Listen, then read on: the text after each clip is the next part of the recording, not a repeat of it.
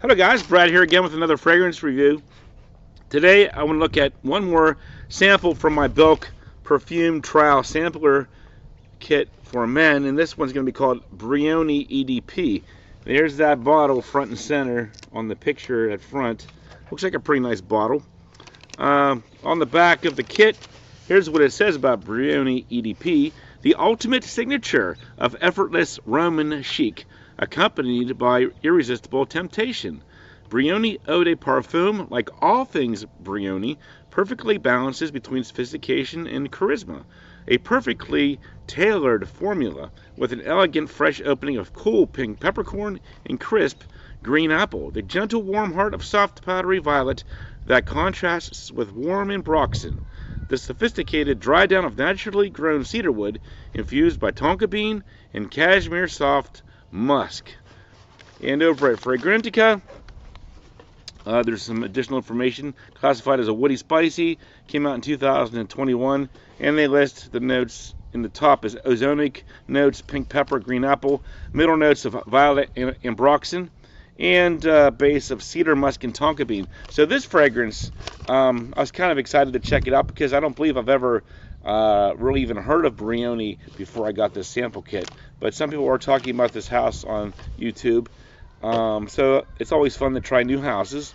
And yeah, this one, it often gets compared with Fahrenheit, which makes perfect sense because the perfumer of this particular fragrance also was part of the team that came out with Christian Dior's Fahrenheit. And I've also seen comparisons made with Aqua Fahrenheit, which makes sense because this fragrance has ambroxan in it, which is something that would be considered an aquatic note as well. So yeah, so it definitely, to me, has a bit of a Fahrenheit quality to it. So if you love Fahrenheit and you're looking for something more modern, I would definitely recommend checking out this fragrance because in addition to that, like sort of gassy or petrol infused violet leaf, you get the tonka bean to give it that sort of modern spicy sweetness, and the ambroxan, which you would associate with Christian Dior's Sauvage.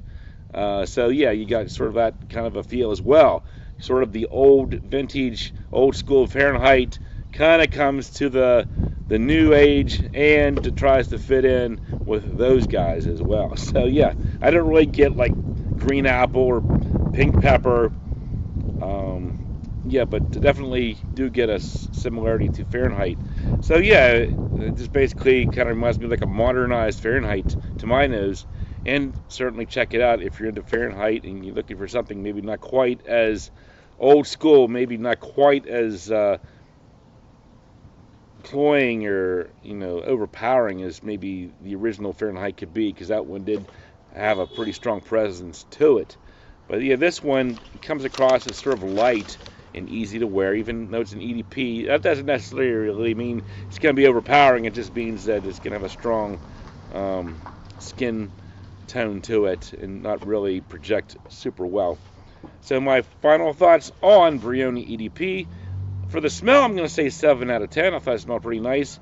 Didn't overwhelm me, just like the original Fahrenheit. Maybe at one point in time when I first smelled it, thought it was really cool and interesting, but over time I was like, yeah, maybe it's not really my thing after all, but I do respect it for what it is.